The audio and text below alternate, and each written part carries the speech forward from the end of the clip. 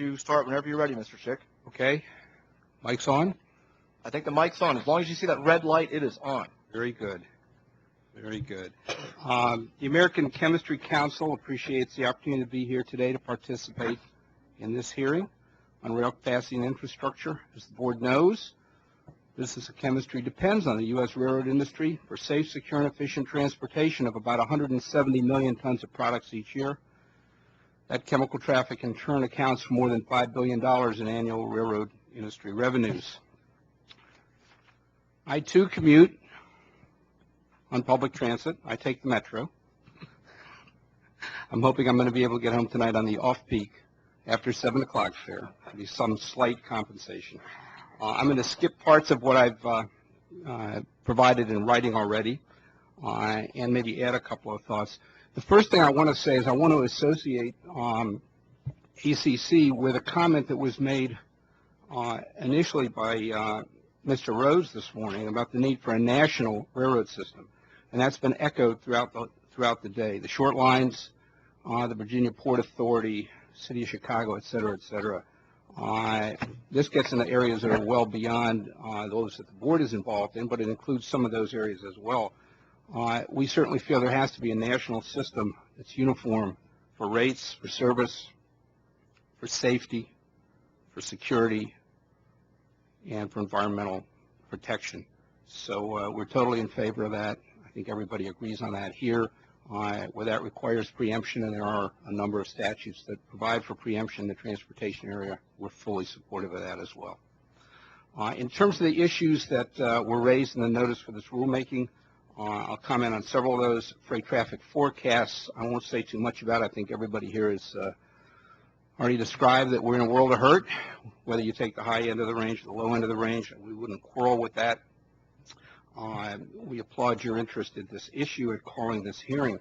One thing that's been discussed and we want to talk about is that intermodal shipments, as everyone has pointed out, is an area of particularly strong growth for the railroad industry.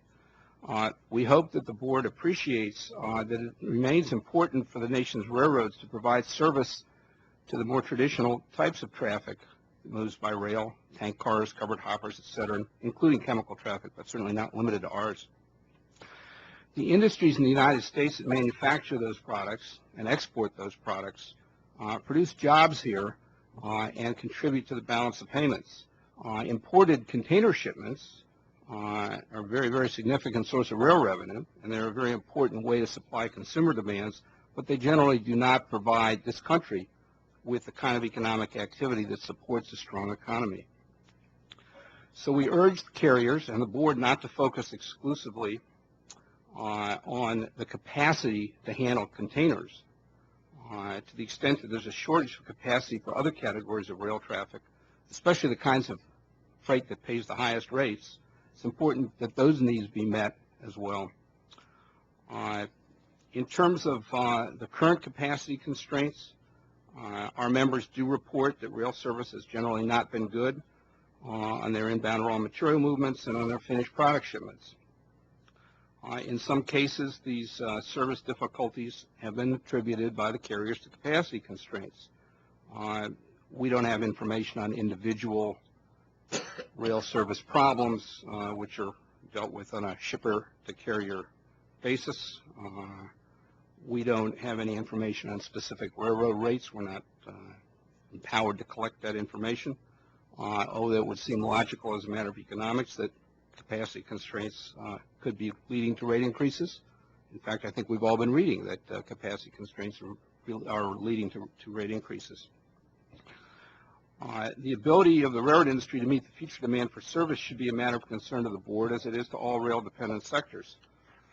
But that should not become a rationale for the board to take actions that would harm shippers or interfere with competitive economics. In terms of the necessary areas of infrastructure investment, the written statement basically says that we believe the railroads are the #1 experts on that. I think Mr. Ficker raised some other interesting ideas of how you might get some dialogue going on that, so I won't dwell on that issue. In terms of solutions, in your role, as you noted, in regulating the railroad industry, Again, I think we want to be careful that we don't have this hearing and this issue provide the foundation for further agency regulatory actions that undermine the very reason for the board to be here. 18 months ago, different room, different chairman, same two other commissioners, different ACC witness testifying, we did participate in the Staggers Act 25th anniversary celebration and look ahead. And ACC's message at that point was that there had been a long series of regulatory policy mistakes made first by the Interstate Commerce Commission and subsequently by the board.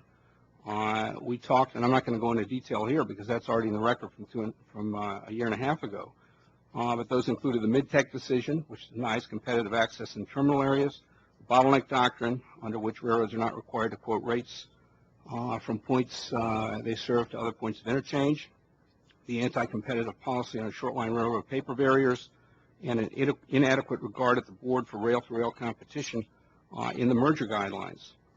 Since that anniversary of the Staggers Act, what's happened? The board has looked at paper barriers but has not acted.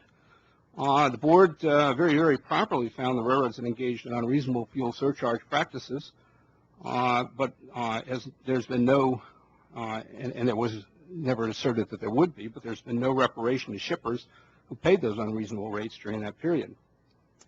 I don't think ACC will comment on the procedures for standalone cost coal rate challenges, but we've certainly been in a large group of industries that have commented in Next Party 646 sub 1, in which we've made quite clear that we thought that the new proposed small rate guidelines, which include an intermediate or simplified standalone group as well, is a proposal that would make a system even worse than the existing guidelines. And as I would point out, the existing guidelines that were in place for 12 years have never been used in a rate case at this agency. Unfortunately, Staggers has been used for 26 and a half years, I guess, as the basis to some extent for this agency to deny competition. This affects not only the captive shippers, 63% of our rail-served production facilities in the chemical industry are captive, but it also does not serve the rail industry itself. In the long run, protecting an industry from market forces weakens it. The business of chemistry competes in a fierce global marketplace, and our members are stronger because they must operate that way. It would be unfortunate if the current concerns about rail capacity and infrastructure were to increase the board's tendency to protect the railroads from the consequences of competing in the real world. In conclusion, on one of my metro rides this week, I did look at The Economist magazine. I read a very interesting article about airport capacity at Heathrow and in the London area as well. And I'll point out, and I can provide this for the record if you want, but it's basically page 53 of the April 7th issue of The Economist. The BAA, it's called, owns all three of the airports that serve London, Heathrow, Gatwick, and Stansted, and it says that they reckon that the BAA's ownership of London's three biggest airports has shielded it, BAA, from competition that could otherwise have pushed it to improve service, cut fees, and expand capacity, which I think were the very same three things that Mr. Moorman talked about this morning. He said he hears that people want more capacity, lower rates, and better service. And here we have it. It's in a similar kind of sector. It's transportation, where they're pointing out that competition is the way to expand capacity, reduce rates, and improve service. So in conclusion, I think that's the last I'm going to say. I'm going to turn the microphone over to my colleague here, Mr. Hirsch, and we'll continue the panel. Thank you, Mr. Hirsch. Please proceed. Chairman Nottingham, Vice Chairman Buttrey, Commissioner Mulvey, thank you for this opportunity to testify on rail capacity and infrastructure requirements. I'm Steve Hirsch, Associate Counsel of the Institute of Scrap Recycling Industries, or ISRI. ISRI represents more than 1,400 companies in the recycling industry with revenues exceeding $65 billion and more than 50,000 employees. Most of our members ship by rail. We depend on rail and seek a strong rail industry. In recent years, however, rail service to our industry has been poor. A shortage of cars, unreliable service. Our members do not know whether they will receive the cars they ordered, when they will arrive, when they will be picked up, and when they will be delivered. And they are often frustrated because they have no reasonable way to resolve these problems when they occur. The solution to these concerns is not just more cars, more track, or more people. Greater efficiency and better service would go a long way to meeting the growing needs of freight shippers. This board has substantial authority to improve rail competition, and we respectfully request that you use that as authority as a way to meet the rail capacity and infrastructure requirements of the nation. The board can eliminate paper barriers and allow reciprocal switching, increasing competition. The board can ensure better service by fleshing out the promise of reasonable service on reasonable request, so that shippers receive the number of cars ordered, and these cars are supplied, picked up, and delivered within a more precisely defined time frame. The board can enforce these standards and provide a more rapid means to resolve disputes at a reasonable cost. Mr. Chairman, you have asked what the STB can do to encourage private investment. I would like to offer one example from the recycling industry. Many of our members would like to invest in purchasing or leasing additional cars. They have been discouraged by the current level of service. If the STB will use its authority to allow reciprocal switching and require better service, our members will invest their private funds to expand the rail car fleet. Addressing rail capacity and infrastructure is vital to the continued health of our economy. We urge the board to consider this issue broadly and do all it can to ensure the efficient use of that infrastructure through greater competition. I'd be happy to address any questions you may have. Thank you. Thank you, Mr. Hirsch. We'll now hear from Mr. Kendall Keith. Welcome. Thank you very much, Mr. Chairman. I will be brief given the hour. From our perspective, the outlook for agricultural transportation overall is additional growth, and we expect that growth will be higher in the future than it has been in the recent past. In the last decade, we've seen bulk production of grains in the U.S. increase by about 2 billion bushels, or about 15%. Because of the rapid investment in ethanol and other biofuels, some private projections are that we will need an additional 3 to 5 billion bushels of production in the next 10 years, or about a 22% to a 35% growth above current levels across the next 10 years. That's just about double the rate of growth we've had in the past. Because railroads are expected to carry the bulk of the corn plus the DDG byproduct of ethanol production, as well as the ethanol produced itself, there are private projections that the demand for rail service in the corn sector alone will increase at an annual clip of 5 to 6%. Even with modest declines in wheat and the soybean use of transportation, we think the overall outlook for agricultural freight demand is expected to be very strongly positive. At the same time, there's going to be a lot of demands on truck transportation, in particular in areas in local markets where we're moving corn from farm bins and elevators to the ethanol production facilities. And on top of this, if cellulosic ethanol production becomes feasible, because the feedstock for such plants is much less dense than corn, the needed additional logistical capacity really could truly be massive.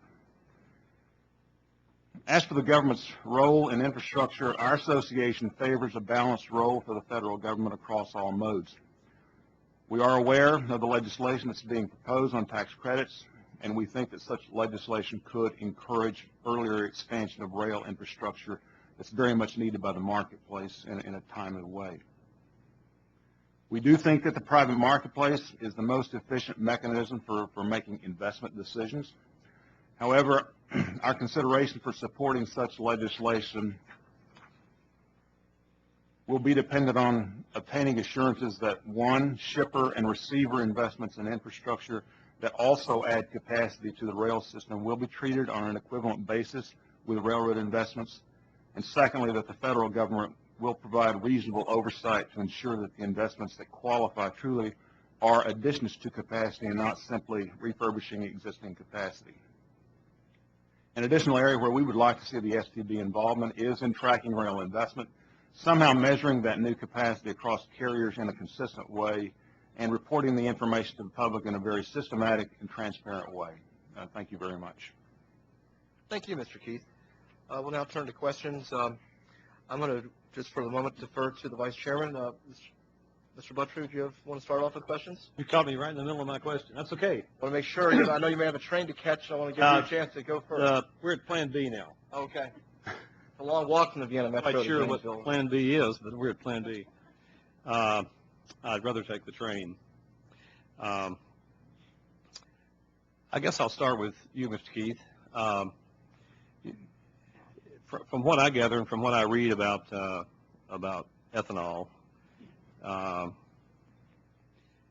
there are a host of unanswered questions that are floating around about that whole issue.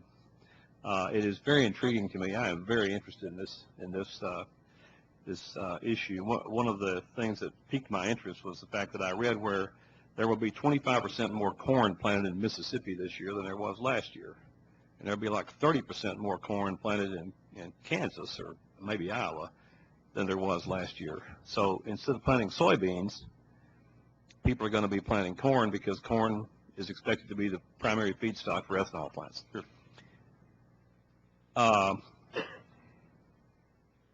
You're probably not going to be able to speak for your association here, so I'm just asking your personal opinion. Isn't it true that before very long we will discover that corn is really not what we want to use for feedstock because corn is used for the food chain for animals and human beings, and we will go to a more cellulosic like sugarcane or something else feedstock, and that will bring even another host of new issues to the transportation industry, particularly railroads, over the next 6 to 7 years? Well, based on what I know, it's very uncertain. You're exactly right as to where we're going with ethanol production. It appears in the short term that we're almost for certain going to go to about 12 billion gallons of production, which is about 150% over where we are today. But we will hit a wall, what's called the blend wall, at about 12, 13, maybe 14 billion gallons. The cellulosic is really a big question mark because technologically they don't know how to make it efficient enough today to be competitive with corn-based ethanol. Well, the Brazilians certainly know how to do it. With I mean, sugar, the science is settled. With sugar cane, they know how to do it, but it's converting sugars. It's not converting the cellulose out of the cane. Yeah.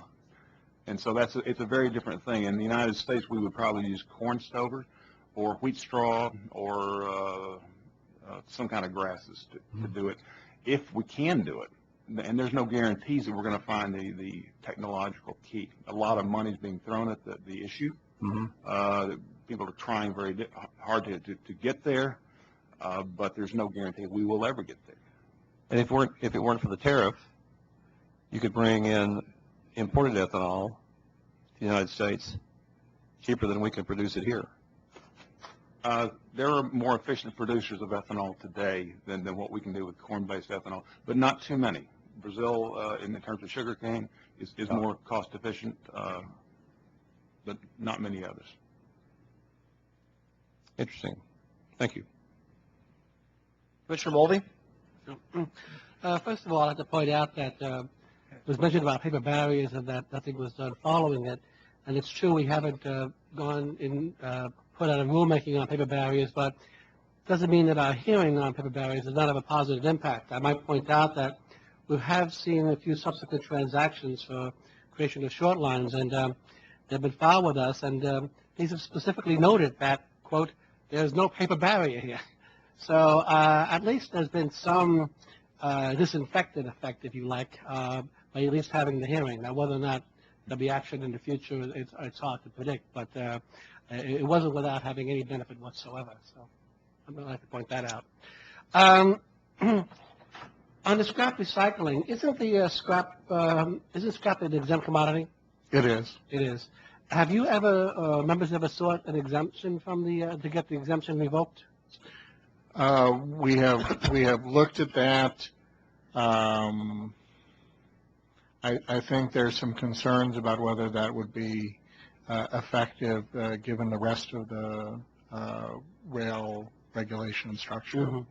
Well, if you combine that, say, with the movement we have towards coming up with small shipment approaches, and when I say that, I mean beyond the original NPRM and some of the further changes that were suggested. Clearly, the industry, the shipping environment has changed dramatically since 1980. And whereas in 1980, I think there was a feeling that much of rail traffic was intermodally competitive. It's clear today that some industries, for example, scrap recycling, may by its very nature really only have one option, a rail option. I do not know if that exists or not, but certainly if you believe that you are captive to rail, then it would seem to me it's worth examining whether or not you want to seek a revocation of the exemption.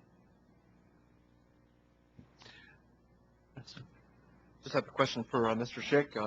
Sir. I'm guessing this is a subject near and dear to your heart, the common carrier obligation. It is near and dear to our heart. And it is very relevant to, as we talk about capacity and what the appropriate investment levels will be, because when we talked earlier, I had a chance to ask some questions about embargoes to the Union Pacific, and in a constrained system, obviously, I think we all share a concern that the common carrier obligation may be, in some respects, threatened.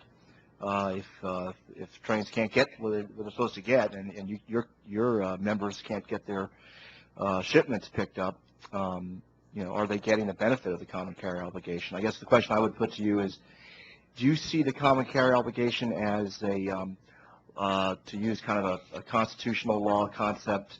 Is it a living and breathing concept that evolves over time as market conditions change, or is it the exact same common carrier obligation that has existed 25 years ago? I mean, I think, Chairman Nottingham, that the common carrier obligation has, to some extent, evolved over time. I once traced back its history, and apparently it began in the Code of Hammurabi 2,500 years ago. Commissioner Mulvey is nodding. Is my history correct? It is. Thank you. It began 2,500 years ago with camel caravans, and what the obligation of the person operating the camel caravan was when he took the goods and came back some years later, and was supposed to provide the money that was gotten in exchange for the goods on the camel caravan. So obviously there's been some change over time. But I think that in the environment that we're operating in, and this wouldn't apply only to chemical traffic, it would apply to all the traffic that is under the common carrier obligation, it's a fundamental right of the shippers to have their traffic carried by the railroads. I don't think there's any question about that. So I don't want to get into constitutional law. I think we just stay at the statutory common carrier obligation. It's there, and I think it's very important. It's a fundamental part of our transportation system, and it reflects the fact that the carriers are there to carry the goods of the shippers. Otherwise, there would be no carriers. If there was no traffic from the shippers, there would be no need for carriers. If there were no receivers, consignees who wanted products, there would be no transportation. So it's an industry. We all know the railroad industry is vitally important to this country. It's here to move the things that people need moved. And the common carrier obligation, I think, reflects that. thank you. Any other questions for this panel? I have one point. I believe the Code of Hammurabi, though, is 2000 BC rather than 2,500 years ago. Oh, I'm sorry, it's 4,500 4,500 years ago. BC, Okay, yeah, I'm right. sorry. That was one And of the I'm not as good with math as you are. Well, I was looking at the Code of Hammurabi the other day. I was at the museum of in Berlin, History Museum. And they had a stylus there with it, and I was going over it. It was a little hard from the cuneiform, but it was. Mr. Hirsch, one question. You stated your members often receive unpredictable service from the railroads, and I wonder if any of them have ever contacted our Office of Compliance and Consumer Affairs when they've had problems with service. We do have this office, and it always strikes me that as interesting that so many shippers aren't aware of this office and what help it can be for shippers who have received service that they consider to be inadequate. Do you know if any of them have contacted our office? I'm aware of that. I've spoke with your staff that deal with that. I made that information available to our members.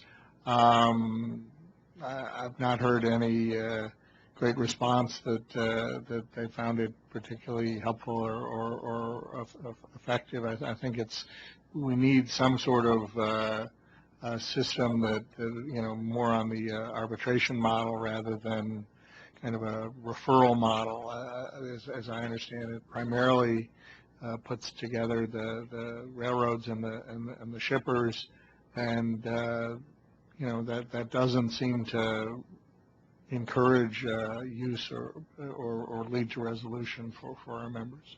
Feedback would be helpful because often it does work out, and often we can resolve these problems by using our good offices to work with the railroads and the shippers. So, thank you. Just been asked to clarify that to our worldwide webcast audience that the Code of Hammurabi case cited is neither an STB nor an ICC case. If you're on your own, if you got to look that up. But Vice Chairman Buttrey? I would just echo what Commissioner Mulvey said. I was sitting here thinking when you were talking about the trouble that you were having with the cars and so forth, and I suppose maybe some people might think that there's no sense of urgency necessarily with respect to certain commodities that they're out there on the system because of the nature of the commodity or whatever, but irrespective of whether that is true or not, I would really encourage your members to use this approach that Commissioner Mulvey was talking about. It's been very effective in many circumstances. The railroads have spent hundreds of millions of dollars developing management information systems that have at their fingertips, and in many cases at the customer's fingertips through technology access through the internet, right from their desk to figure out where the cars are, when they've been spotted, when they're going to be picked up, and so forth. And it seems to me that given the fact, and they've said even today in this room, reiterated the fact that they have spent all this money on these systems, information systems, and they take great pride in the fact that they've done this. And it would seem to me that it would be in the best interest for them to use that, and for your customers and your members to use that avenue of approach to get this information. And if they don't get the information, I dare say we would be interested in knowing about it here, because we have this office set up. We have employees staffing this office. We have experienced people with many, many years of experience dealing with these issues with the carriers, and they've been very effective in other situations. So I would urge you to reiterate this to your members and make this approach available to them. Thank you. Any other questions? No. Thank you, panel. You're dismissed. We very much appreciate your patience and your involvement today. We'll now invite forward panel 9. I believe it's the final panel. Mr. Robert Plymale, Mr. Daniel Hemmer, and Mr. David Foster.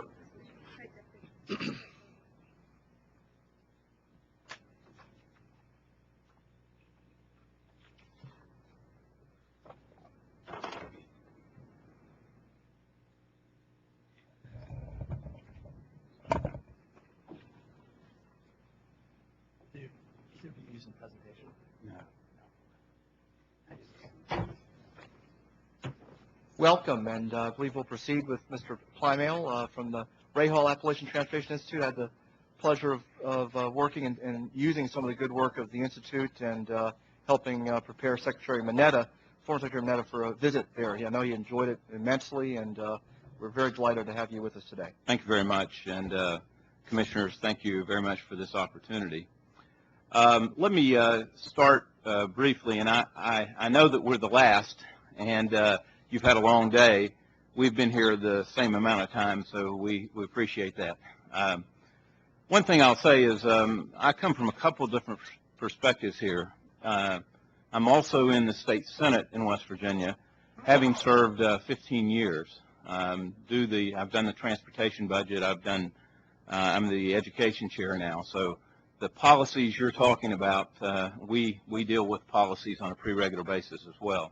In my real life job, as I call it, because we're a citizens legislature, as you well know, I am the director of the Ray Hall Transportation Institute, and previously had 25 years experience as a sales manager, as an export manager in the lumber end. Let me just say that we are one of the 10 national centers. Chairman Nottingham, you very well aware of that, and our role and what the UTCs bring to the table. We're one of the few that I think have a unique role. We have a National Maritime Enhancement Institute, which we are the maritime side of this. All of this is under the wing of RTI. We have the federal highway funding. We also have FRA funding, and we combine those things to look at a multimodal aspect, which I don't think a lot of institutes initially have done, and I think we're moving to that as you look at congestion and many of the things that we have to face with that. Also, our location is quite unique. When you look at the location located in Huntington, West Virginia, obviously named after Collis P. Huntington. We all know the significance of that in rail. I will also tell you we're the #1 inland port in the country, the 6th largest nationally as well. So basically that is coal tonnage, as you all well know. But today I would like to sort of reflect and start on talking to you about some of the roles that we think we have and how it's played into this. First, during the 20th century, the transportation industry in all modes matured, bigger, faster, and more robust networks.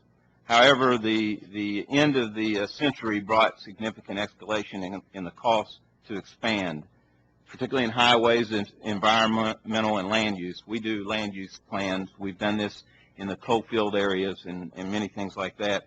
We're significantly involved in using public-private within Mingo County in West Virginia, where we are using mining while you're building roads. And we've done that significantly where you're saving $20 million a mile and things like that. So we've been involved in a number of these areas. From the rail, you have similar concerns, but the significant increase in containers.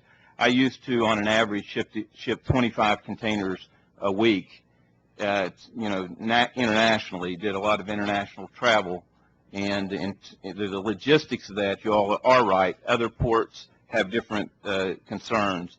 We are going to be doing a delegation to China in either September or November to start looking at some of the issues that they face and how that faces the inland ports and inland situations like we have at the intermodal facility at Pritchard.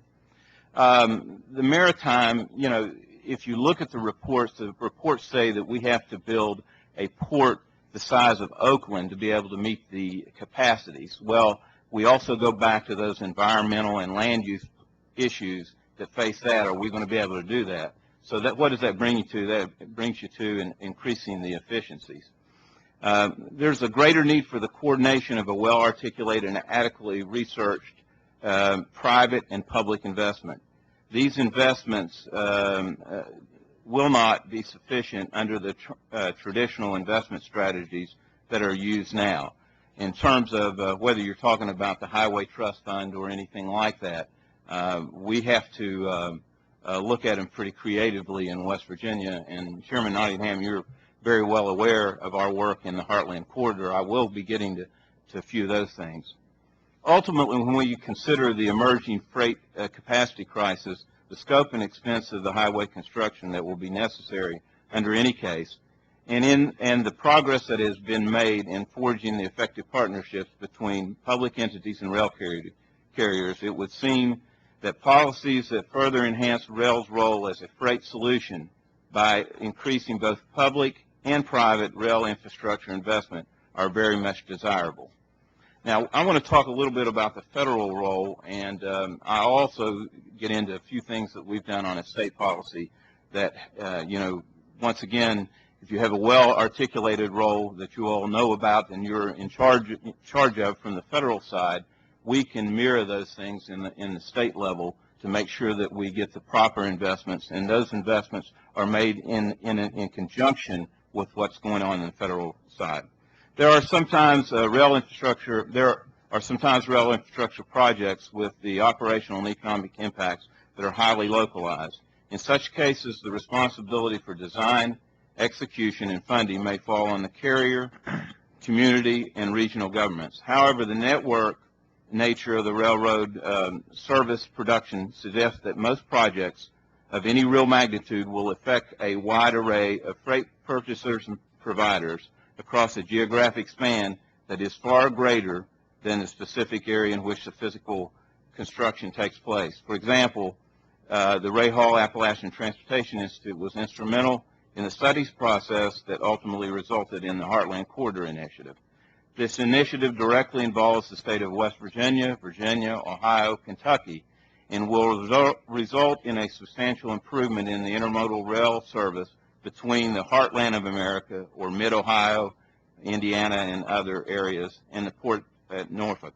However, within the study process, it became immediately clear that the intermodal users throughout the eastern seaboard and throughout the Midwest will benefit from the transportation efficiencies that the Heartland Corridor will generate.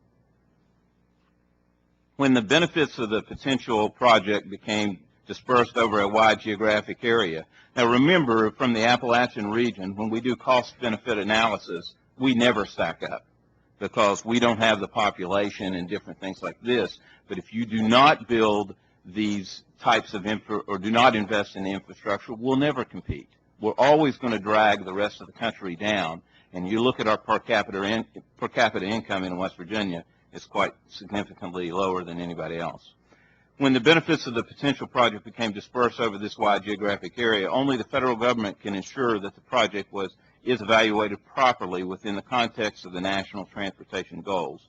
And only the federal government can assure that the full range of those receiving benefits are asked to help with the funding. Thus, when it becomes the overall policy and leadership, it is critical that the federal policymakers step to the forefront and encourage additional investments in railroad capacities. There are perhaps three ways that this can happen. First is perhaps, and most importantly, the federal government can provide the planning context and the analytical criteria for project evaluation. And this has been talked about much today in terms of what you would do. In this regard, the projects of regional significance program area contained in Safety Lou represents a nascent or emerging effort. As the future of federal surface transportation legislation is developed, however, we would hope that similar provisions will contain far more guidance and additional mechanisms for coordinating the consideration of geographically disparate but functionally related potential projects. In this way, these potential projects could be evaluated simultaneously against a set of nationally determined freight transportation objectives.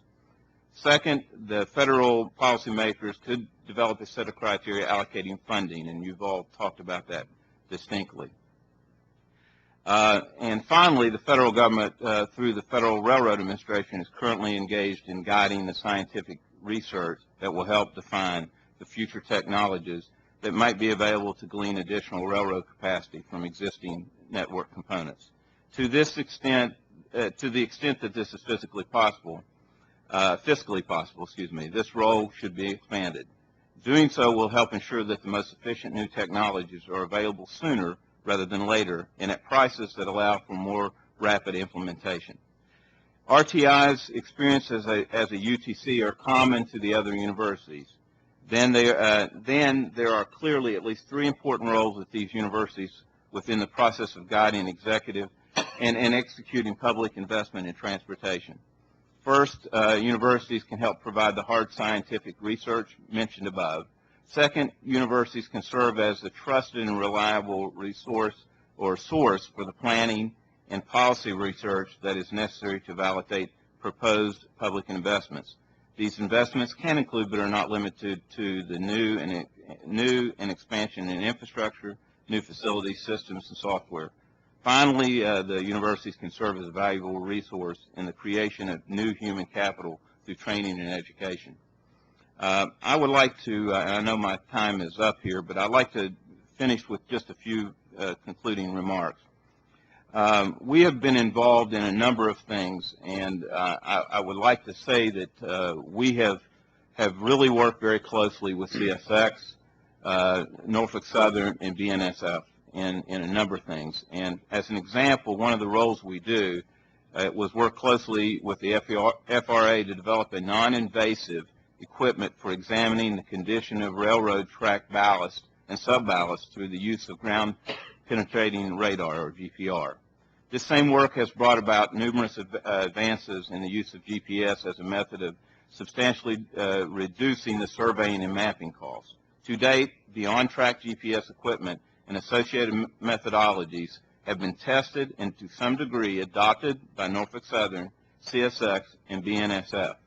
In BNSF's case, in New Mexico, we did an analysis on an area where they were having subsidence and some problems, and what we had predicted there were some problems. About 3 weeks after that, they did have a landslide in that area, so the predictability is pretty good. Also, in looking at the Birmingham yard with CSX, we did an analysis there, the same analysis that they do to try to gauge their tracks and to know what is in their subservice and what kind of maintenance they need to do. That takes 8 to 10 weeks on the ground. We did it in 30 hours. And we were as accurate or more accurate than they were in the past. So we think that we have a role in this respect and look forward to your all's decisions and how you move with this. Thank you. Thank you, Senator Plymouth. Mr. Hemmer. Good evening. I work for Centerpoint Properties Trust in Chicago, Illinois. We're a private real estate developer. And apparently there's a freak blizzard in Chicago and all the flights are canceled, so I'm definitely on plan B for going home tonight. We're a wholly owned subsidiary of CalPERS, the pension fund, the largest real estate investor in the country. For those of you not familiar with us, I'm going to just tell you a little bit about us and then a couple of the projects we've done which maybe address the shipping influx we're talking about today. Centerpoint is the largest land and industrial property owner in Chicago. We have 24 branded business parks and 47 million square feet of buildings. We have 5,000 developable acres in the Chicago region. Most of that is held and actively being developed and marketed for intermodal and rail development. We have a strong track record of public-private partnership, as anyone in our position has to. The Class 1s and shippers that have testified here today are our customers. They're our tenants and our clients on fee developments. We're the only developer here. We've successfully built 2 intermodals and associated business parks, and I believe we're the only developer who has done that. We have a 3rd intermodal that's in development in the Chicago area, which is just zoned and annexed last week, and we expect to do a groundbreaking for that shortly. And we are announcing a 4th intermodal development and business park Friday, 2 days from now. It'll be our first one outside of Chicago. We expect to announce 2 more very shortly, both in the Chicago region. Our projects are a solution to the increasing intermodal volumes that we have been discussing today. I want to show you 3 of them. They're 3 different models of development. The first one is the project referenced by Mr. Rose when he was asked by the board for a success story or a popular public-private partnership. This is the Centerpoint Intermodal Center at Elwood, which is a little town outside of Joliet, which is how he referenced it. It's a 2,200-acre business park. It is on a U.S. Army base and a Superfund site. We cleaned that up with the help and backing of the Army. There is room for 12 million square feet of buildings built out. To give you a sense of scale on this, we have some pretty pictures. For a real estate developer or maybe a rail regulatory commission, these are pretty pictures anyway. This is a 2-mile-long stretch of tracks, 750 acres. The buildings in the far right corner there are probably the largest building and footprint in the state of Illinois. It's a 3.4 million square foot distribution center for Walmart, which we just opened this summer. The facility handles about 1 million lifts a year and will probably double in the near future, putting on the par with many of the ports of the country. The vast majority of the trains are coming straight from Long Beach and our international imports. It's a classic public-private partnership with critical partners at the State Department of Commerce, Illinois DOT, US EPA, of course, as a Superfund site, and the Army Corps of Engineers. We had $75 million in specific state grants and $125 million tax increment financing authorization, where we got 95% of the increment and then bought the last 5% from the town. So one of the largest, if not the largest, TIFs in the country. The total private investment at this one project is probably $1 billion. In this model, the property was identified by us. We identified the property, gained control of it from the Army, cleaned it up, and leased it to the railroad. We own and continue to develop the business park next to it as a partner to the Burlington Northern. The next project, different model, is the Union Pacific Global 3 Intermodal in Rochelle, Illinois. This is a 1,200-acre intermodal facility with a 365-acre industrial park, which you can see a corner of in the distance. We anticipate a $400 million total private investment here and about 5 million square feet of industrial facilities. This is a fee development model. The project was identified by the Union Pacific. They got control of the land and paid us a fee to develop it. We partnered by investing in the business park next door.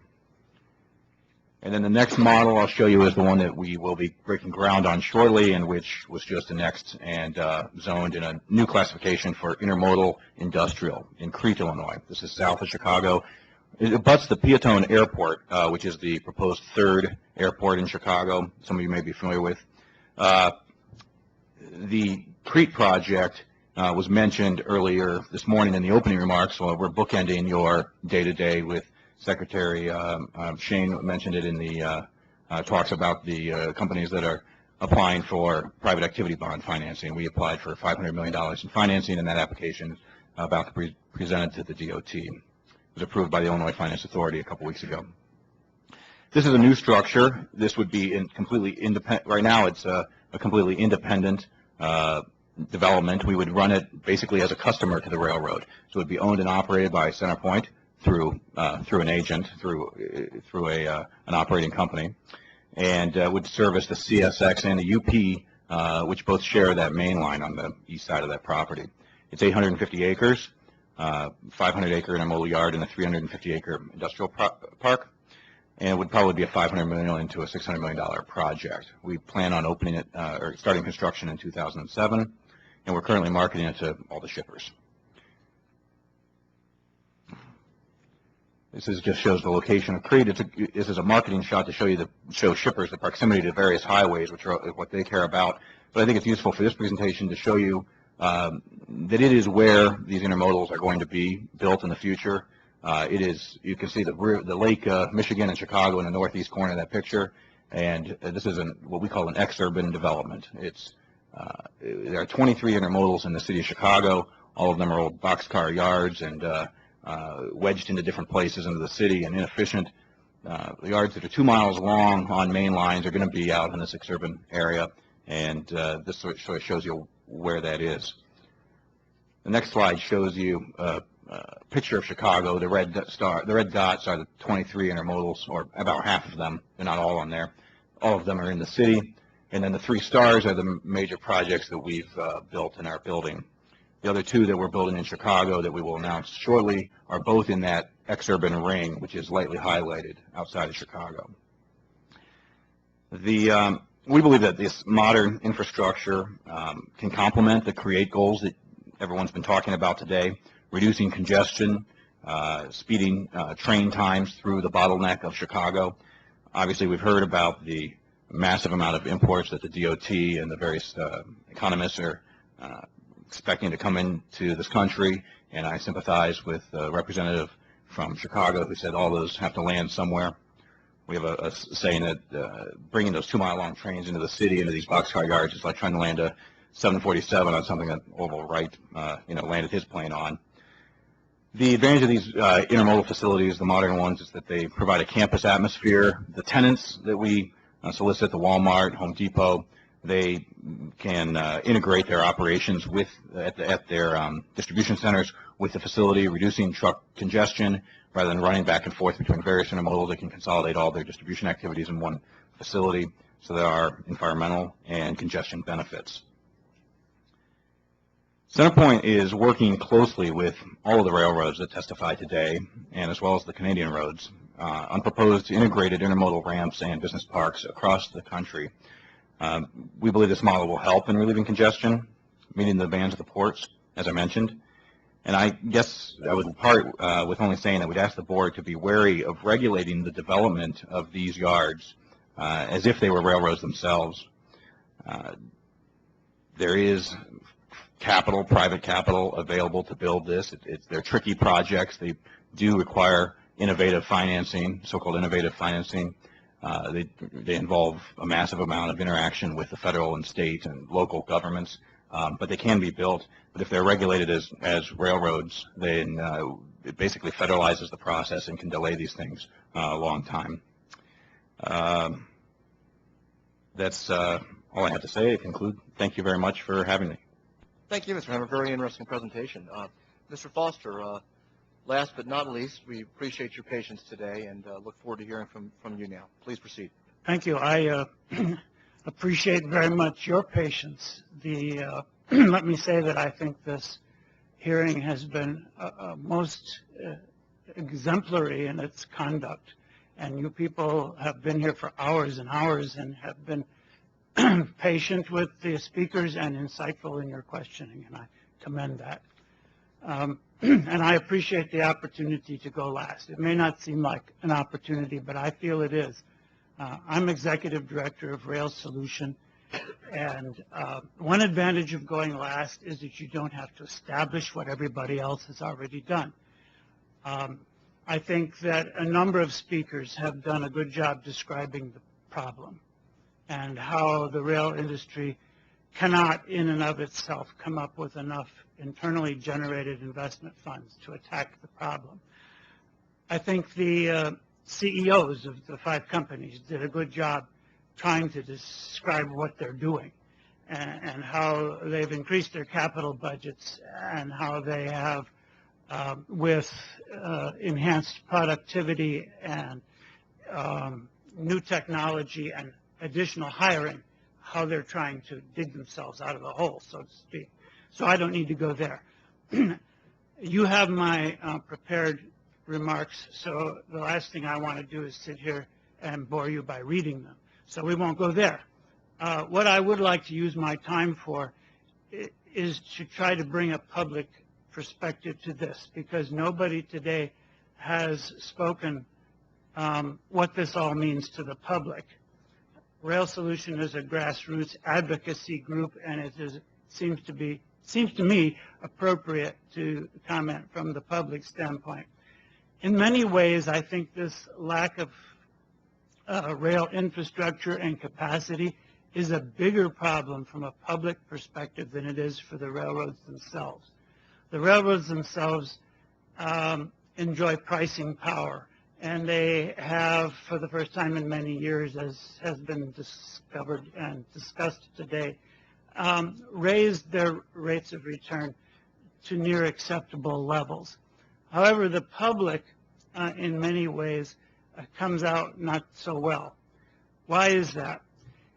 It means that all the freight that the railroads cannot handle in any year or choose not to handle gets dumped onto the highways.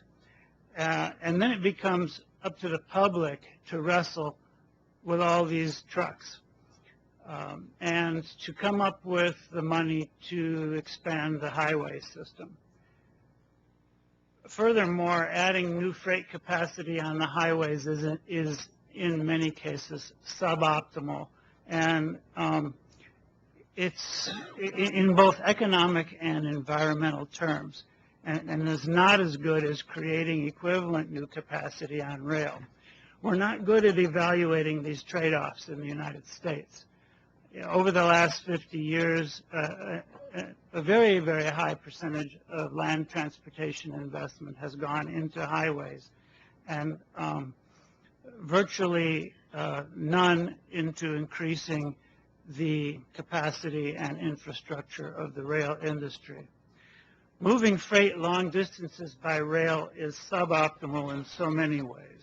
It's far more energy intensive than shipping by rail. It produces more pollution, and it has a vastly larger and more disruptive footprint on the land. So I think we need to say, where do we go from here, and what do we do about this? We don't want the freight evermore to end up on the highways because the rail infrastructure is inadequate. I say let's have a new freight transportation paradigm for the 21st century. When the Vice Chairman opened his remarks this morning at 8 o'clock this morning, many hours ago, after he waved the rusty spike at us, he said we need new approaches, even revolutionary ones. So let's think a little bit about a revolutionary approach that we can take for freight transportation in the 21st century. Call it a steel interstate, if you will. That's not a unique term with me. Many others have used that same term. But we need to recognize that in many cases there is a compelling public benefit to be achieved from investing freight transportation dollars in railroads rather than in more highways. Critics of this approach may say that it is not good, that it provides a subsidy to the railroads, that they're already rich, and their shareholders are benefiting, and their stock price is going up, and all these things that we've heard today. But I don't think that's the critical thing, that the railroads may benefit. Of course, if we were successful in the United States of achieving a steel interstate system where we had a core national network of high-capacity rail lines linking major endpoints, the railroads might benefit from that because they might handle more freight. But I don't think that's a reason not to do it.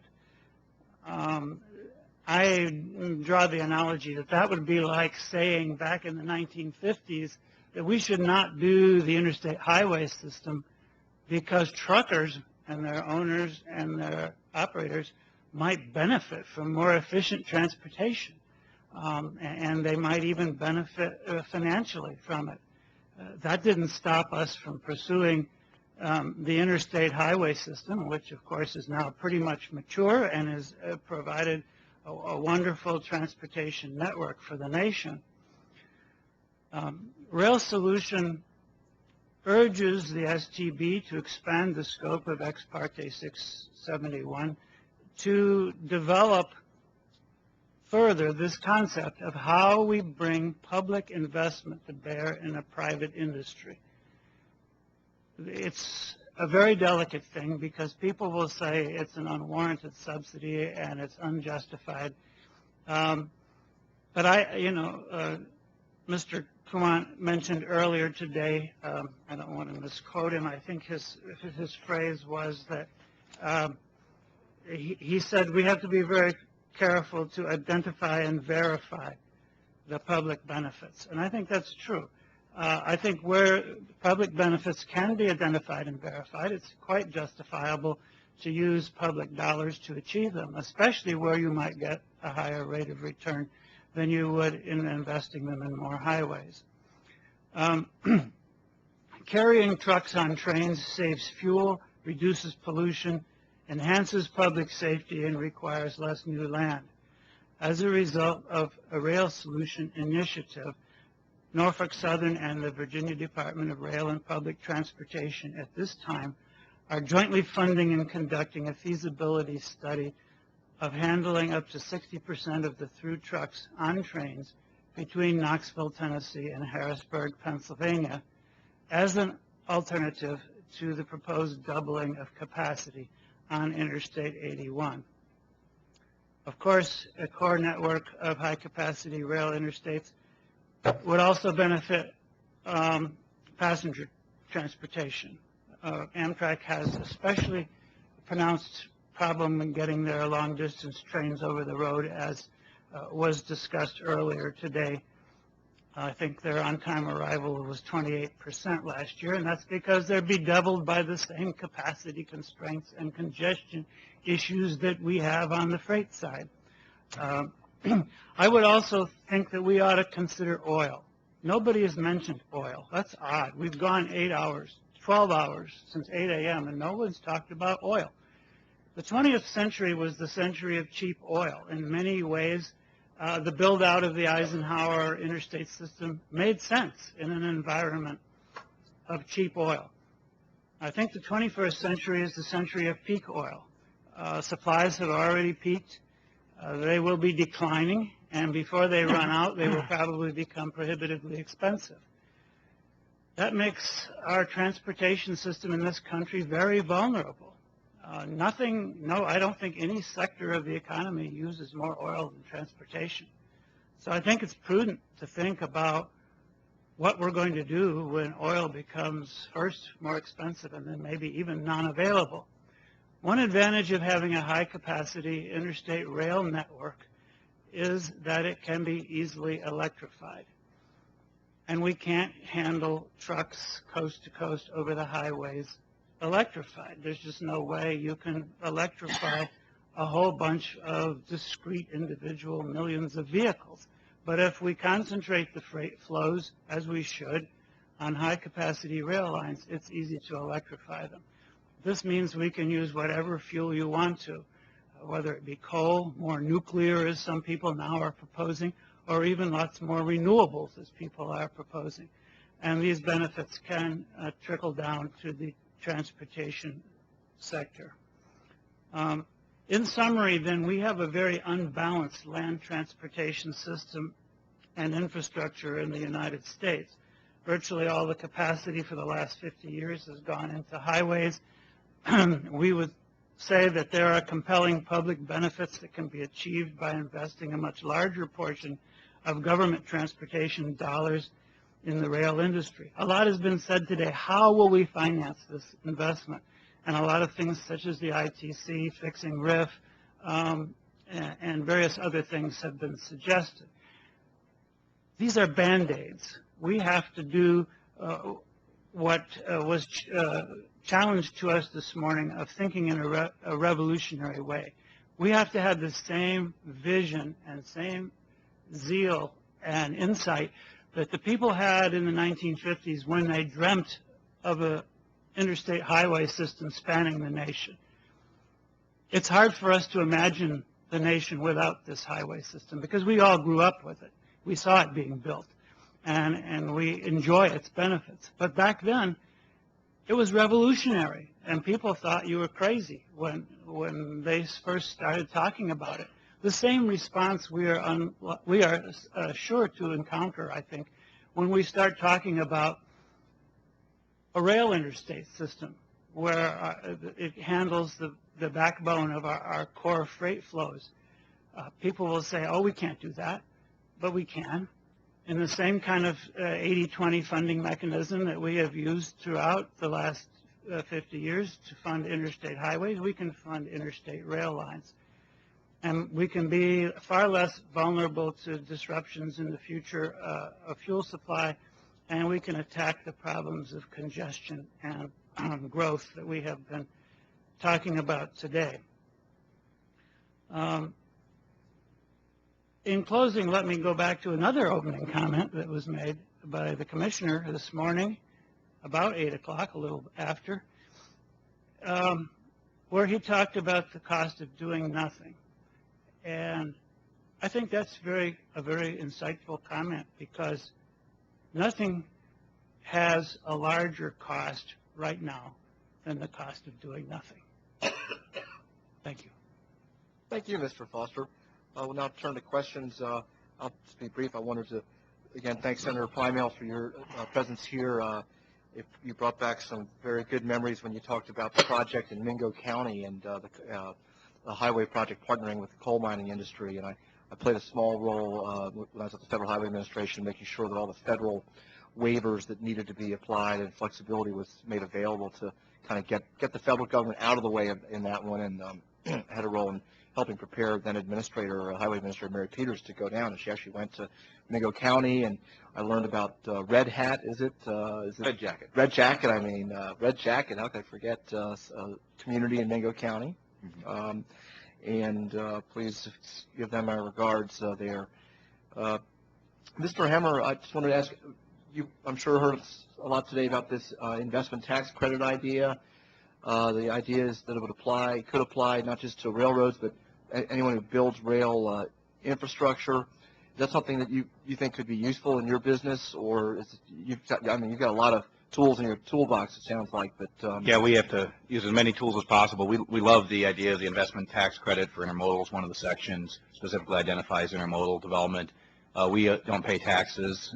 We are a pass-through organization. We're almost entirely owned by a pension fund that doesn't pay tax. So we could not use that tax credit directly, but presumably would figure out a way to sell the tax credits, which is commonly what a non-taxpayer would do to help subsidize the project. So that we are supportive of that. We've lobbied our congressman to support it. Thank you. Vice Chairman Buttry, any questions? Is that a Swedish pension fund, or is that a United States pension fund? CalPERS? It's the California Public Employees Retirement System. I'm just kidding. Okay, good. Austrian, I think. Mr. Mulvey? Just briefly, I noticed with a lot of these projects were in the Chicago area, and as I said, I was just out to see Create on Monday. And would any of these projects alleviate or mitigate the need for the Create project, or some of the individual projects that are being done, would they become superfluous if you indeed went ahead with these 3 projects? I don't think so. We were hopeful of that originally. We were thinking we could pitch our developments, which are massive, as alternatives to Create, and really they aren't, because the problems, the grade crossings, and the various specific issues that Create addresses all will continue to exist. Those trains will still have problems getting through Chicago. What it does is it helps address the massive amounts of trains that will just not go into Chicago if they hit our yards first and are taken apart and distributed there. But I don't think it eliminates the need for Create, but it does address the same problems. And finally, are these yards that you're constructing, are they subject to local environmental and zoning laws, or Yes. they are not exempt? They're not exempt. I believe these are exempt activities. We comply with local environmental. We work with the Illinois EPA and the U.S. EPA. In fact, there are many federal laws, obviously, that apply to them as well. The Superfund site, you can't imagine a more environmentally regulated site. Thank you. Any other questions? Thank you, panel. We appreciate your patience tonight. You're dismissed, and that concludes this hearing. We look forward to keeping the record open another 30 days and then deciding what we're going to do with all this excellent information we've gathered today. Thank you, and that concludes the hearing. Thank you. Hey, thanks. Nice to serve on the panel with you.